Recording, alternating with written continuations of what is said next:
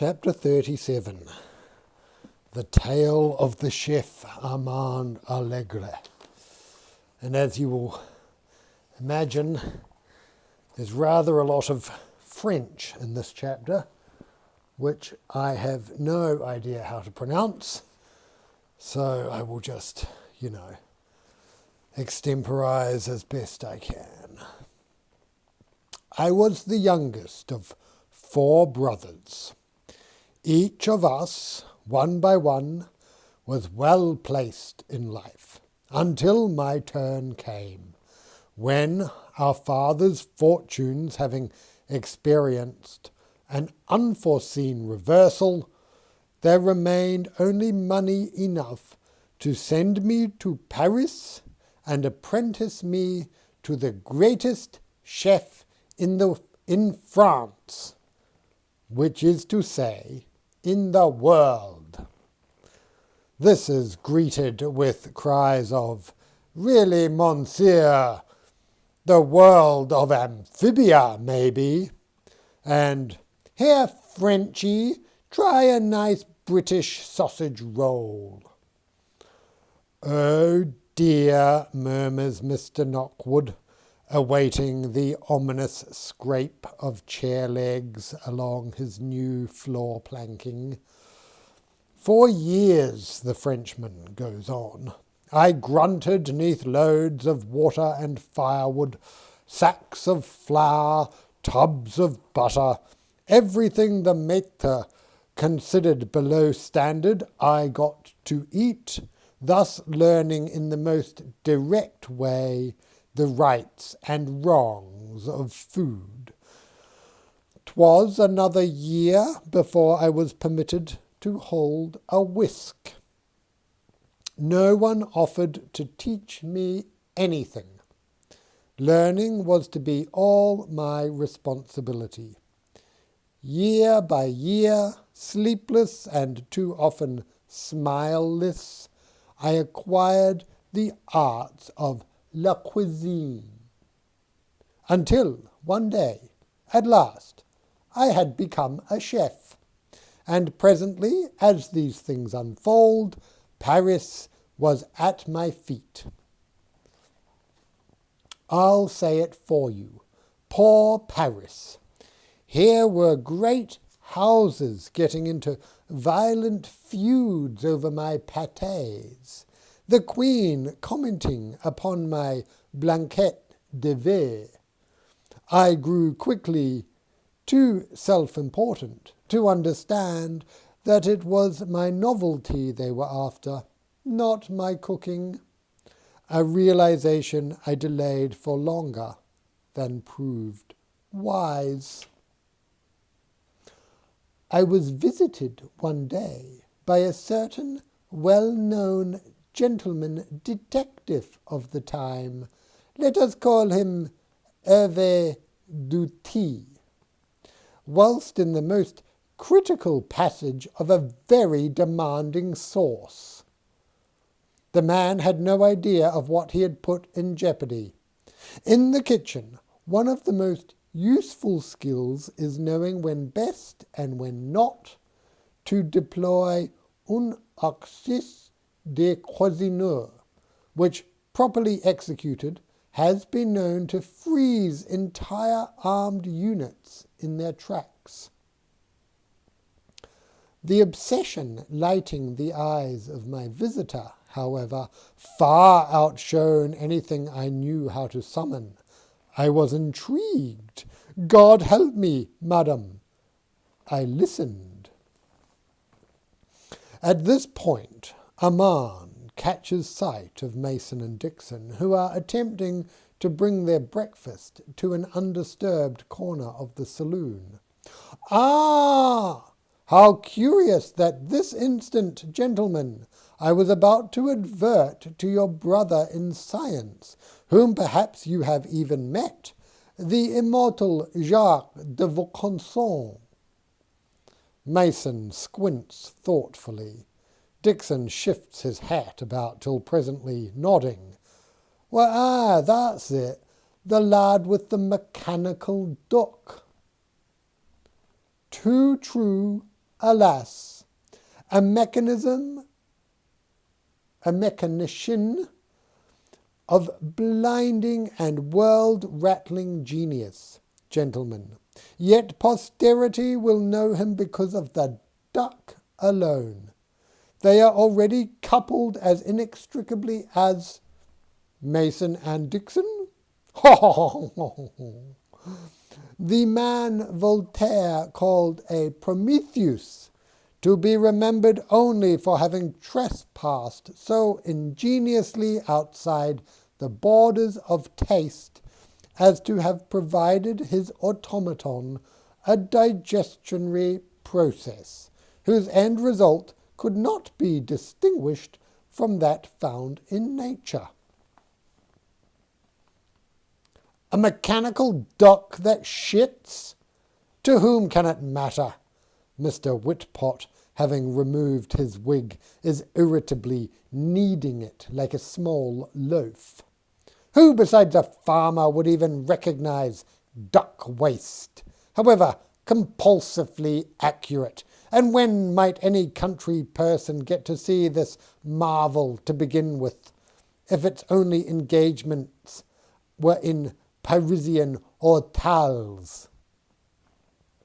Some, the Frenchman bristles, might point rather to a commitment of ingenuity unprecedented, toward making all authentic.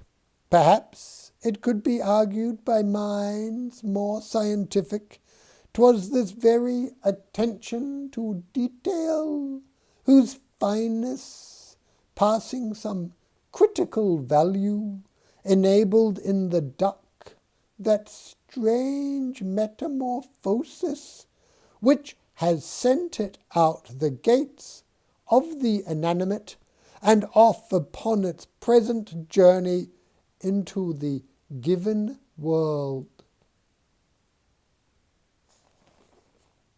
What I was then told, Armand continues, remains even today high treason to reveal. This was bigger than the man in the iron mask.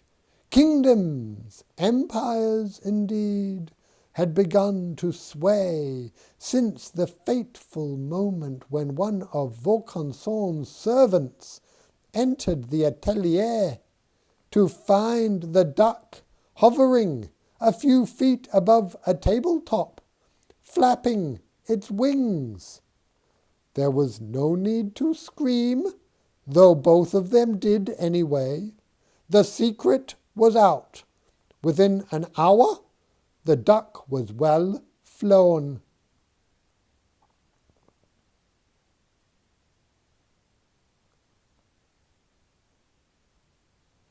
'Twas not of Monsieur Vaucanson's device, then. Ha, ha, ha! What a droll remark! I must tell Madame la Marquise de Pompadour next time we faisons le déjeuner. She will be so amused. No, ingenuous one, the design was of quite a different order, an entirely new bodily function, in fact, and no one, including the great engineer himself, knows what happened. Vaucanson's vainglorious intent had been to repeat, for sex and reproduction, the miracles he had achieved for digestion and excretion. Who knows, that final superaddition of erotic machinery may have somehow nudged the duck across some threshold of self-intricacy, setting off this explosion of change from inertia toward independence and power. Isn't it like an old tale? Has an automatic duck, like the Sleeping Beauty, been brought to life by the kiss of l'amour? "Ooh la la!" comes a voice from the corner. and toot ma flute. Frenchies, marvellous, isn't it? Comments another. Ever at it, night and day. Savages, savages, hisses the Gallic miniature. Pray, monsieur, go on. Frau Redzinger, with a glance of reproach at the room in general. For you, madam. He gestures broadly with his giant toque, and continues. My visitor had grown quite agitated by now. 'Twas his own hubris, the old mad philosopher story. We all know, meddled where he shouldn't have, till laws of the unforeseen engaged. Now the duck is fugitive, flying where it wishes, often indeed visiting the Academy of Sciences, where they have learned that the greater its speed, the less visible it grows, until at around 1,000 toises per minute it vanishes entirely. But one of many newly acquired powers, bringing added urgency to finding it as quickly as possible before this morphosis carries it beyond our control. Which is precisely where you may do us a service, sir. But my gifts scarcely lie in this direction. Recollect, cher maître, as I do with senses even today a-tremble, your canard au pamplemousse flambé. It is unique in civilization, not to mention the sublime canard avec aubergine en casserole. I embrace them, the immortal fantaisie de canettes, and much more, including dishes I'd all but forgotten. I should have stood unmoved, but I'd gone a blush. Oh, those old canards, I murmured. You see, when one looks in the files of the ministries, and of other detectives for that matter, invariably under the heading duck, the two humans whose names most often appear are Vaucanson and yourself. Again and again. Can there be a connection? The automaton apparently believes so, having somehow quite recently become aware of you. Since then, its resentment on behalf of all ducks, and not only those you personally may have cooked, has grown alarmingly. Without doubt, it is forming a plan whose details you may not wish to know. But this is dangerous. What if its brain be affected by now, and if it be blaming me for wrongs I never knew I was committing? Ah, it might seek you out, mightn't it? And in the monomania of its assault, grow careless enough to allow my agents to at last apprehend it. That would be the plan, anyhow. Agreed, you must consider how best to defend yourself. Wear clothing it cannot bite through, leather, or what's even more secure, chain mail. Its beak being of the finest Swedish steel. Did I mention that? Yes, quite able, when the duck, in its homicidal frenzy, is flying at high speed, to penetrate all known fortification, solid walls being as paper to this juggernaut. One may cower within, but one cannot avoid le bec de la mort, the beak of death. Wait, trying not to upset him further, reprising this. You wish me to act as a sort of decoy? To attract the personal vengeance of a powerful and murderous automaton? Bon, for this I might require a small fee in advance. Of course. Here is your small fee. You see this pistol? I will not fire it into your head. Eh? Only a thought.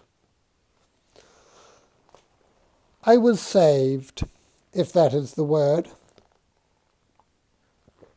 by a loud, terrifying hum outside. The detective, with a frightened cry, ran swiftly and irrevocably from the room, leaving me in great anxiety, as reluctant to follow and continue in his armed company as to stay and face an arrival perhaps even more perilous. I stepped out to the terrace to look. The noise was circling overhead as if its source, surely the duck, were contemplating a course of action. And there it was, my future nemesis. Ah, as I watched it, it began its long glissade directly toward me, the stoop of an unreasonably small and slow predator. With plenty of time to escape, quite unlike ordinary prey myself, I remained staring, whilst in defiance of Newton, the metallic marvel floated gently down, till it lit near me, upon one of the railings of the terrace, with barely a sound. It faced me, its ominous beak cranked open. It quacked, its eye holding a certain gleam, and began to speak in a curious accent inflected heavily with linguo-becal fricatives, issuing in a fine mist of some digestive liquid, upon pure faith in whose harmlessness I was obliged to proceed. So, sprayed the duck, the terrible blue beard of the kitchen, whose celebrity is purchased with the lives of my race. Not so brave now, eh? Thousands in France slay, cook, and eat ducks every day. Why single me out? What more natural enemy for the most celebrated duck in France than the most celebrated chef? Hadn't Monsieur Douty made nearly the same remark about the two dossiers? Had the duck gained access to these? How? I am not your enemy, I protested. I may even be your friend. At least until you contrive to make a dish of me, eh? Be advised, I am provided with extensive alarms, that not a feather be molested, but will trigger consequences disagreeable. Would you like to try it, eh? Go ahead. The breeze from your moving hand will be enough. Be assured of the total safety when I am present of every excellent feather. Surprised to hear a strange flirtatiousness in my voice, yours, may I say, being most uncommonly. Attend, flatteur! There may be one way for you to deflect my wrath, an inconsequential task you may wish to do for me. I've a request to make of Vaucanson, and the clockwork is ticking. Why not just fly over there and ask him?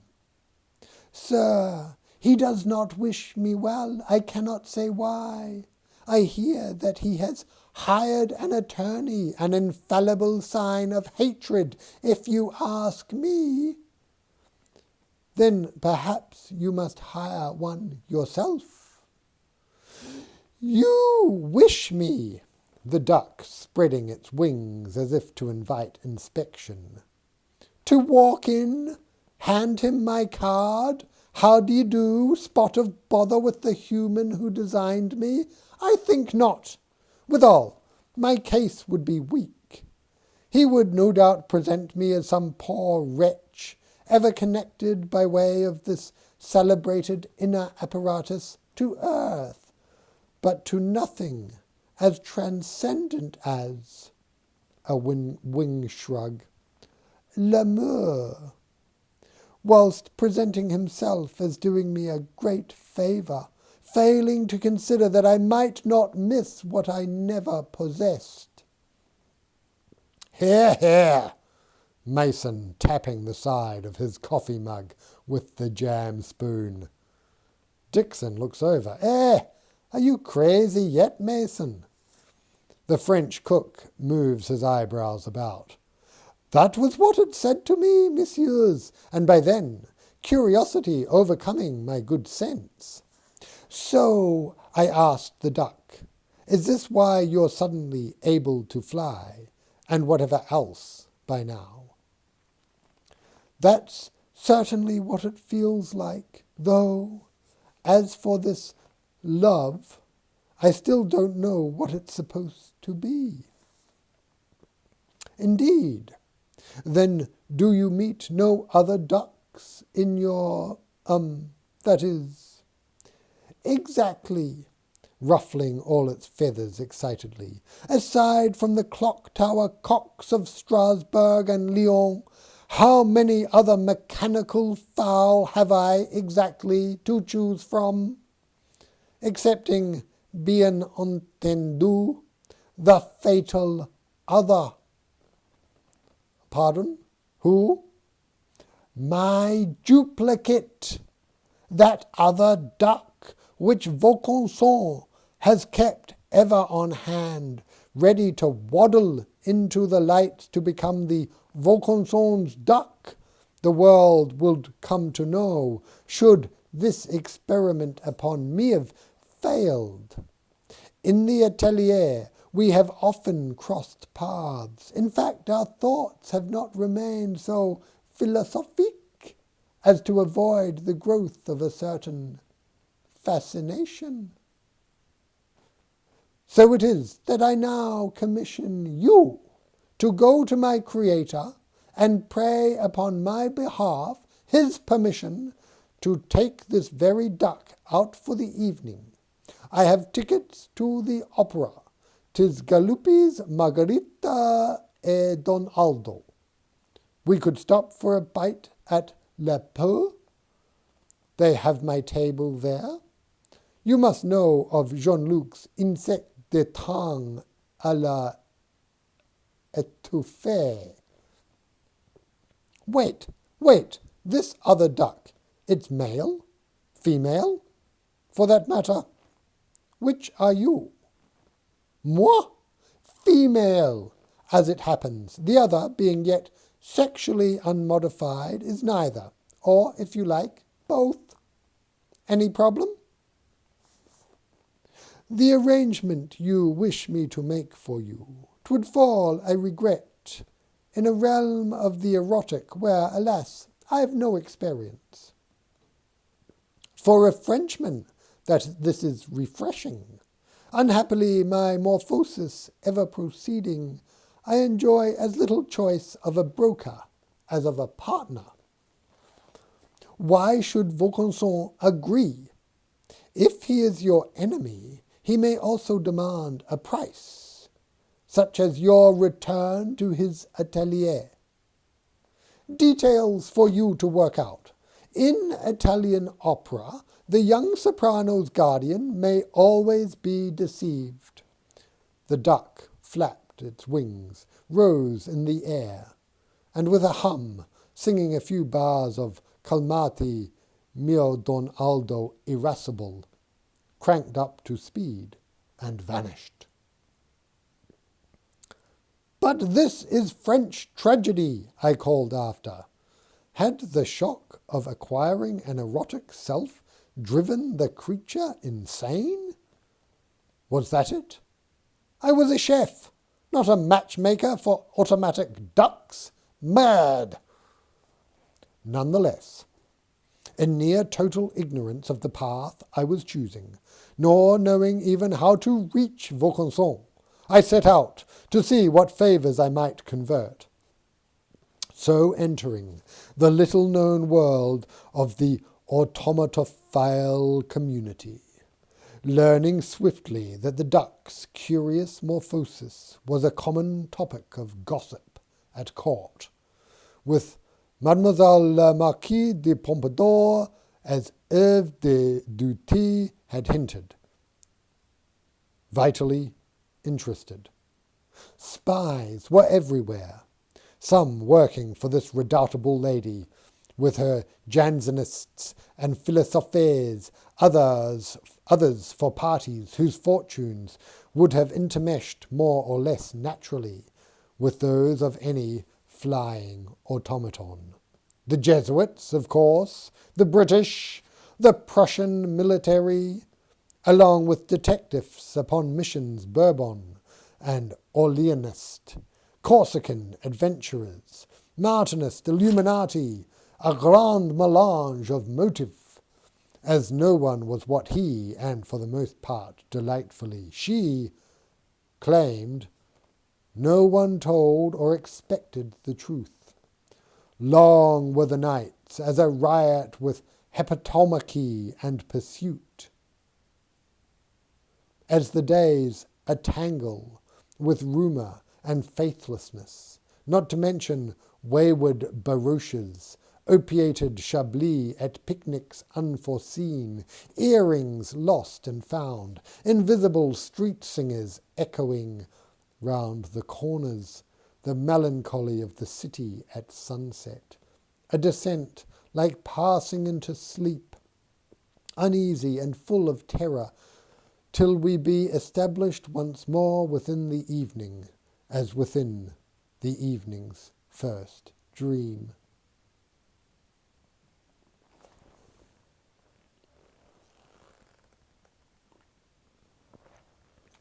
My efforts to reach Vaucanson were not without repercussion.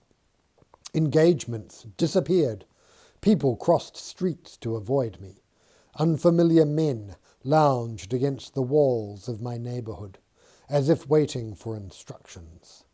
I spent much of my time at the Soucon des Troupes, a local repair for kitchen workers of all ranks, finding in their numbers safety for a while, at least from human enemies. But soon enough the duck got wind of my whereabouts. Having learned in the meantime that vibrating back and forth very quickly, whilst standing still, would produce the same effect of invisibility as linear movement, and at first to the amusement and later to the annoyance of my colleagues, began paying regular visits, emerging to deliver me one reproof upon another, announced only by that distressing hum. Only in that phase of night, when drunkenness prevailed and less imported, did I even dare reply. Why do you obsess me? Go seek out Vaucanson yourself. I know he's dangerous, but my God, you're invisible. Faster than anything known. You penetrate walls. You're more than a match for him. I knew as I cozened thus the duck, how carelessly provoking it all must sound. Yet such was the desperation I lived in, redefining shame with each sunrise, that what might once have mattered to my pride now quite often failed even to claim my attention. Whenever I began to list for her the obstacles, the daily intrigues, the assaults and deceptions that ever delayed my mission upon her behalf, she would proclaim through candle-lit iridescences of vocal spray, "Duress! Duress is not an issue, for life is duress." I once would have inquired coolly what an automaton might know of life, but now I only sat silent, unconsciously having assumed what I later learned was that Hindu asana or posture known as the lotus. At what moment the duck may have taken her leave, who but the timekeeper knoweth? Time, however, had acquired additional properties. Mysteriously, from about that date, I found myself beneath the protection unseen yet potent. Thugs who approached me in the street were suddenly struck in mid-body, vigorously enough to throw them for toises along the cobbles, where they lay a-cowering, trying to remember their prayers. A wine cask, falling spontaneously out of an upper window directed at my head, was invisibly deflected to smash open harmlessly in spattered red radii upon the pavement. In the path of a runaway coach and six, I was suddenly lifted by the back of my collar into the air above the hats and faces of the rapidly gathering crowd, and conveyed to safety. I could attribute such a degree of protection, in which I failed till too late to see the component of love, to nothing but the duck, who soon enough declared her sentiments, leaving me a plain opening, but to my shame I could say nothing. How could anyone? I took refuge in wild theorizing. If angels be the next higher being from man, perhaps the duck had morphosed into some anatine equivalent, acting as my guardian, purely as an angel might.